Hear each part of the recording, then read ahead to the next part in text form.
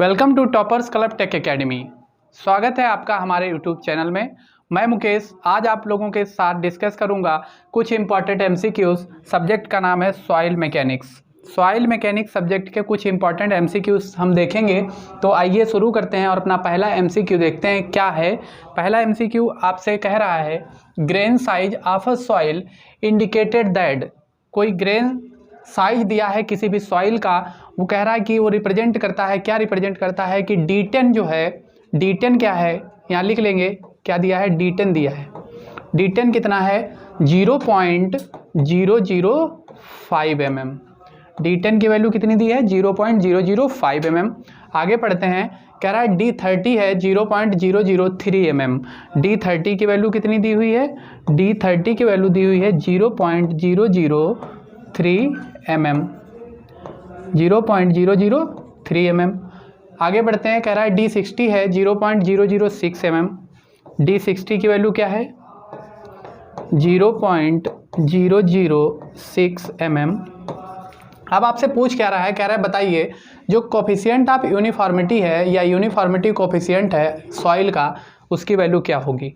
कह रहा है बताइए the uniformity coefficient of the soil is. कह रहा है सॉइल का यूनिफॉर्मिटी कोफिशिएंट क्या होगा। तो यूनिफॉर्मिटी कोफिशिएंट क्या होता है सबसे पहले ये पता होना चाहिए। तो ये आपका किसी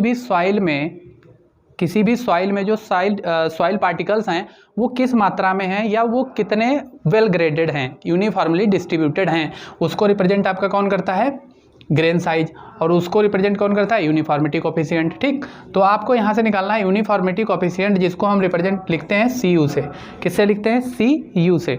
CU इक्वल टू होता है D60 upon D10। D60 upon D10। तो D60 की वैल्यू कितनी दी है? D60 की वैल्यू दी गई है 0.006 mm और D10 की वैल्यू कितनी दी गई है? 0.005 mm। तो 0.005 mm हो गया आपका ये हो गया। अब इसको सॉल्व कर लेंगे। इसको अगर आप सॉल्व कर लेंगे तो यहाँ से क्या निकल के आ जाएगा? CU की वैल्यू आ जाएगी। तो CU की वैल्यू कितनी आ जाएगी?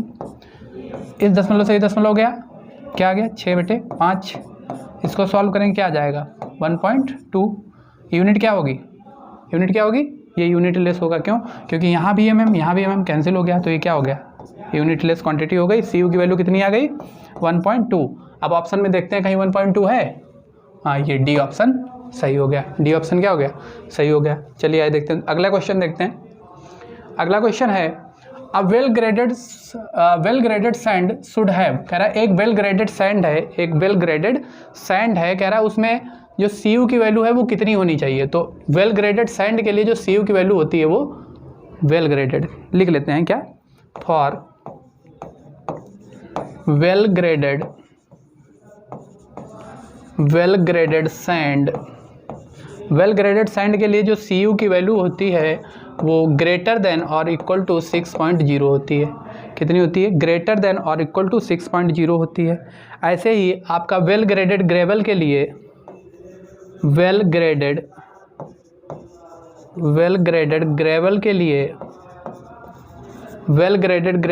जो CU की वैल्यू होती है वो इक्वल टू और ग्रेटर देन 4.0 होती है।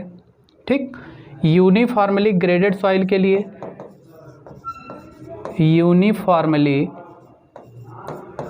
यूनिफॉर्मली ग्रेडेड सॉइल के लिए जो CU की वैल्यू होती है वो कितनी होती है? 1 होती है। इस प्रकार आपका ऑप्शन भी क्या हो जाएगा? सही हो जाएगा। ठीक, आइए नेक्स्ट क्वेश्चन देखते हैं। नेक्स्ट क्वेश्चन कह रहा है if the coefficient of uniformity of a soil is 25। कह रहा है कोफिशिएंट ऑफ यूनिफॉर्मिटी, अभी बताया इसको किससे लिखते हैं? CU से लिखते हैं। ये कितना दिया गया है? 25 दिया गया है। अब आपसे आगे कह रहा है कि and the coefficient of curvature is unity. आपको कोफिशिएंट ऑफ कर्वेचर की भी वैल्यू दी गई है। कोफिशिएंट ऑफ कर्वेचर को आप CC से रिप्रेजेंट करते हैं। ठीक, CC की वैल्यू कितनी दी गई है? 1 दी गई है। आगे आपसे कह रहा है कि देन द रेशियो D30/D10 कितना होगा? D30 अपॉन D10 कितना होगा, ये आपसे पूछा है।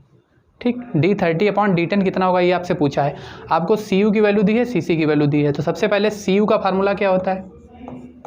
D60 upon D10, D60 upon D10 ये होता है। ठीक, यहाँ पे आपको ना तो D60 दिया है ना D10 दिया है, क्या दिया है, CU दिया है।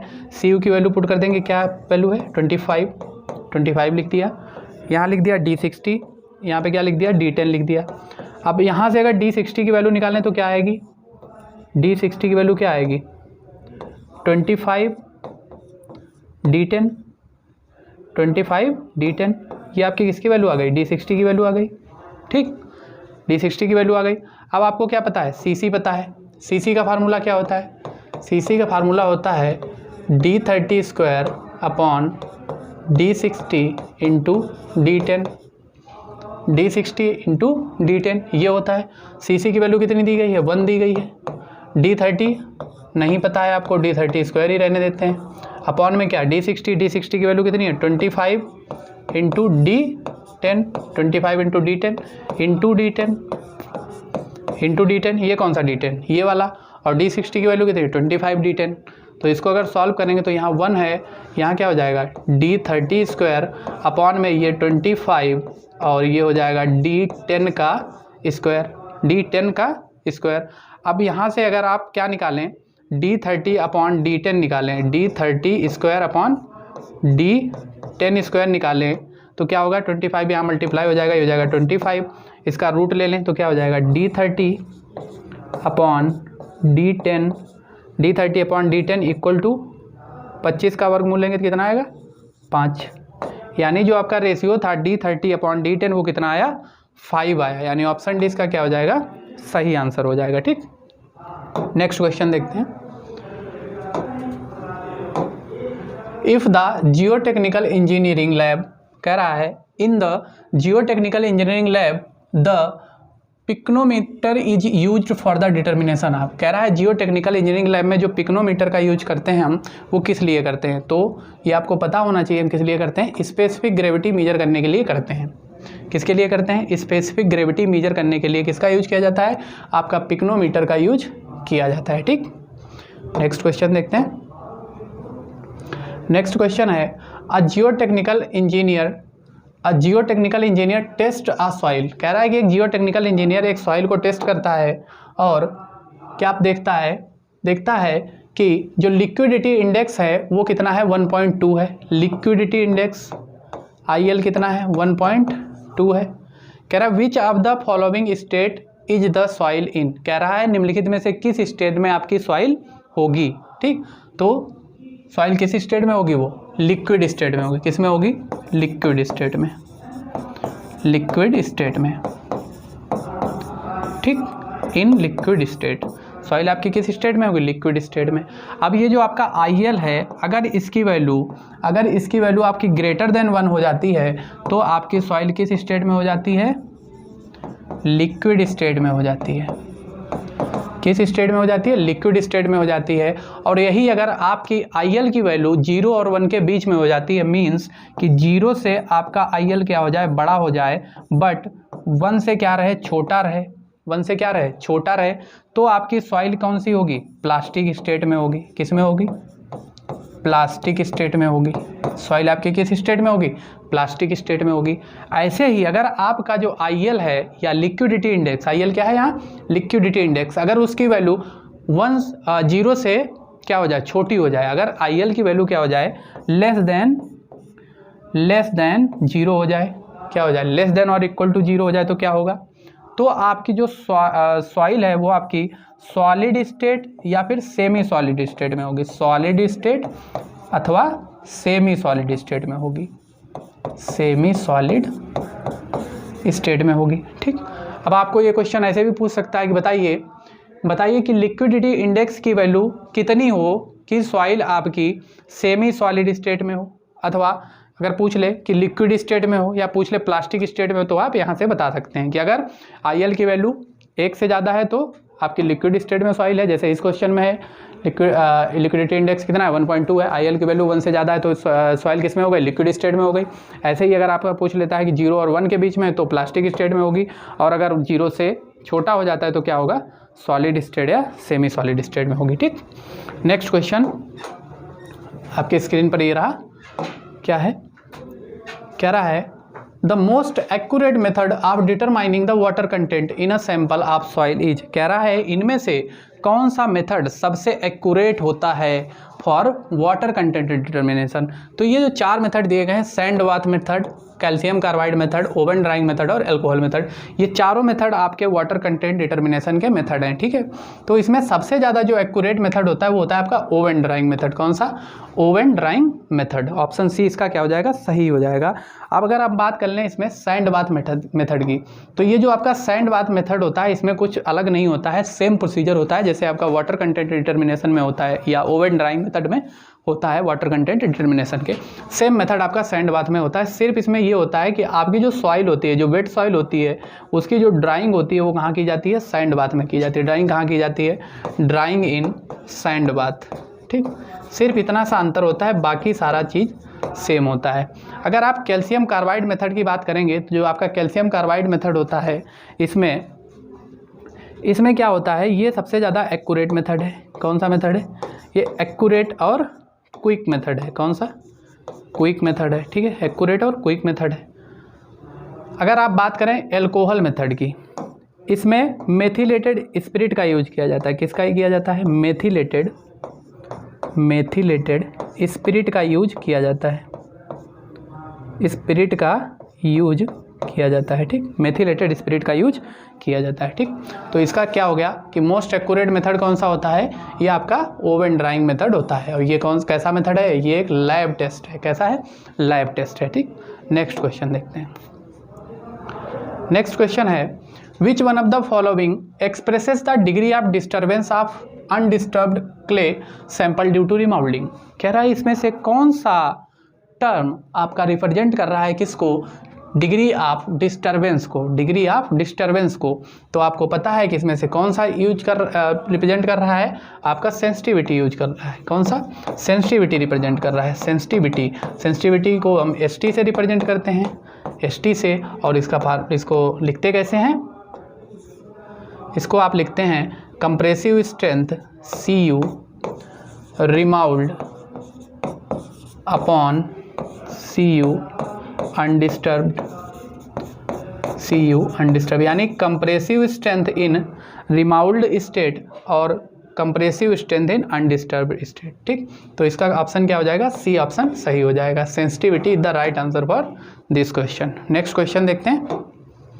नेक्स्ट क्वेश्चन क्या है? कह रहा है the gain in strength of soil. कह रहा है the gain in strength of soil with passage of time after it has been remoulded is known as. कह रहा है बताइए कि जो गेन होती है स्ट्रेंथ की, जो सॉइल क्या करती है? स्ट्रेंथ को गेन करती है कब? जब इसको रिमाउल्ड कर दिया जाता है उसके बाद में, उसको आप क्या बोलते हैं? तो उसको आप क्या बोलते हैं? तो ये गेन ऑफ स्ट्रेंथ जो होता है या इस फेनोमेना को हम क्या बोलते हैं? इस फेनोमेना को हम थिक्सोट्रॉपी बोलते हैं। क्या बोलते हैं? थिक्सोट्रॉपी बोलते हैं, ठीक। थिक्सोट्रॉपी बोलते हैं। क्या बोलते हैं? थिक्सोट्रॉपी। यानी ऑप्शन डी क्या हो जाएगा? इसका सही जवाब हो जाएगा। थिक्सोट्रॉपी बोलते हैं, ठीक। थिक्सोट्रॉपी बोलते हैं। अब अगर यहाँ पे आप एक्टिविटी की बात करें कि एक्टिविटी क्या होती है, क्रियाशीलता क्या होती है, एक्टिविटी ऑफ सॉइल, तो एक्टिविटी ऑफ सॉइल क्या होता है? एक्टिविटी ऑफ सॉइल आपका कुछ नहीं होता है, ये आपका होता है plasticity index upon percentage finer than 2 micron, percentage finer than 2 micron. ये आपकी क्या होती है? एक्टिविटी होती है, ठीक। नेक्स्ट क्वेश्चन अगर आप देखते हैं हम, नेक्स्ट क्वेश्चन आपका क्या है? कह रहा है sensitivity of a soil is defined as. कह रहा है sensitivity of a soil is defined as the ratio of the. कह रहा है सेंसिटिविटी ऑफ सॉइल किसका रेशियो होता है? तो सेंसिटिविटी ऑफ सॉइल किसका रेशियो होता है? आपको पता है compressive strength in undisturbed state या फिर remould state, compressive strength in undisturbed state या फिर remould state upon compressive strength in remould state, ठीक। रिमाउल्ड स्टेट यानी कि अनडिस्टर्ब स्टेट में क्या कंप्रेसिव स्ट्रेंथ थी, अपॉन में क्या कर देंगे? रिमाउल्ड स्टेट में क्या कंप्रेसिव स्ट्रेंथ थी, ठीक। तो ये आपका क्या हो जाएगा? ये आपका हो जाएगा सेंसिटिविटी। ये आपका क्या हो जाएगा? सेंसिटिविटी हो जाएगा, ठीक। तो इसका ऑप्शन सही क्या हो जाएगा? ए ऑप्शन सही हो जाएगा। यानी undisturbed strength to the remoulded strength at same water content. Option A is the right answer for this question. ठीक, नेक्स्ट क्वेश्चन देखते हैं। नेक्स्ट क्वेश्चन, तो ये आपको क्या पता चला, ये आपकी क्या होती है, सेंसिटिविटी होती है। ठीक, ये आपकी क्या होती है, सेंसिटिविटी होती है। ठीक है, नेक्स्ट क्वेश्चन देखते हैं। नेक्स्ट क्वेश्चन आपकी स्क्रीन पे ये रहा। इफ़ क्या कह रहा है, कह रहा है if undisturbed undrained strength of a soil, क्या कह रहा है, इफ़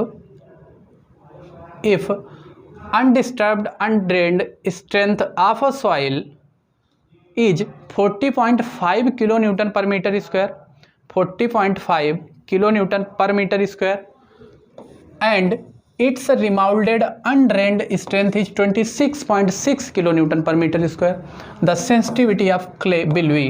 पूछ रहा है कि सेंसिटिविटी ऑफ क्ले क्या होगी, तो आपको पता है कि सेंसिटिविटी ऑफ क्ले ST क्या होती है, स्ट्रेंथ, कंप्रेसिव स्ट्रेंथ, जिसको आप CU से भी लिख सकते हैं। कंप्रेसिव स्ट्रेंथ किस में, आपकी अनड्रेन्ड स्ट्रेंथ, अनडिस्टर्ब स्टेट में। कब, अनडिस्टर्ब स्टेट में, जब आपकी सॉइल को डिस्टर्ब नहीं किया गया है, तब अपॉन में क्या हो जाएगा, अपॉन में आपका जब डिस्टर्ब कर दिया गया, जब रिमाउल्ड कर दिया गया, क्या, strength in remould condition, strength in remoulded condition, strength in remoulded condition. तो आप यहाँ पुट कर दीजिए दोनों वैल्यू। क्या दिया गया है, आपका जो स्ट्रेंथ अनड्रेन्ड अनडिस्टर्ब्ड सैंपल में था वो कितनी थी, 40.5। ये कब थी, जब आपकी सॉइल को डिस्टर्ब कर दिया गया था, नहीं किया गया था। क्या था, अनडिस्टर्ब स्टेट, जब डिस्टर्ब नहीं किया गया था। और आपकी जो जब डिस्टर्ब कर दिया गया, रिमाउल्ड कर दिया, तब कितनी थी, 26.6। कितनी थी, 26.6। इसको अगर आप सॉल्व कर लें तो यहाँ से आपकी कितनी वैल्यू आ जाएगी, यहाँ से आपका आंसर आ जाएगा 1.52, यानी ऑप्शन बी इसका क्या हो जाएगा, सही जवाब हो जाएगा। ठीक, ऑप्शन बी क्या हो जाएगा, सही जवाब हो जाएगा। नेक्स्ट क्वेश्चन देख लेते हैं। नेक्स्ट क्वेश्चन कह रहा है a clay has unconfined compressive strength of 200 kilo newton. Unconfined compressive strength कितनी दी गई है, 200 kilo newton per square metre. ठीक, किसमें, अनडिस्टर्ब्ड स्टेट में, जब सॉइल को डिस्टर्ब नहीं किया गया है। ठीक, आगे कह रहे हैं the clay was then remoulded, clay को उसके बाद क्या किया गया, रिमाउल्ड कर दिया गया। तब कह रहा है कि unconfined compressive strength was found to be 60 kilo newton. तब आपकी जो अनकन्फाइंड कंप्रेसिव स्ट्रेंथ थी वो कितनी बची थी, वो आपकी सिर्फ वो 60 किलो न्यूटन बची थी। तो यहाँ पे सेंसिटिविटी आप बता दीजिए, ये आपसे कह रहा है बता दीजिए कि सेंसिटिविटी कितनी होगी। तो सेंसिटिविटी बता देंगे, बड़ा आसान सा तरीका, कैसे बता देंगे, आपको फार्मूला पता है सेंसिटिविटी का, क्या पता है, सेंसिटिविटी का फार्मूला पता है, सेम फार्मूला अभी बताया, क्या, CU इन अनडिस्टर्ब स्टेट, CU किस में, अनडिस्टर्ब स्टेट में, और अपॉन में क्या, CU इन रिमाउल्ड स्टेट, CU किस में, रिमाउल्ड स्टेट में। ठीक, तो अनडिस्टर्ब स्टेट में CU की वैल्यू कितनी दी है, 200, अपॉन में जब आपका क्या कर दिया गया, रिमाउल्ड कर दिया गया, तब कितनी है, 60 है। तो इसको सॉल्व कर लीजिए, यहाँ से कितना आ जाएगा, यहाँ से आपका आ जाएगा 3.33।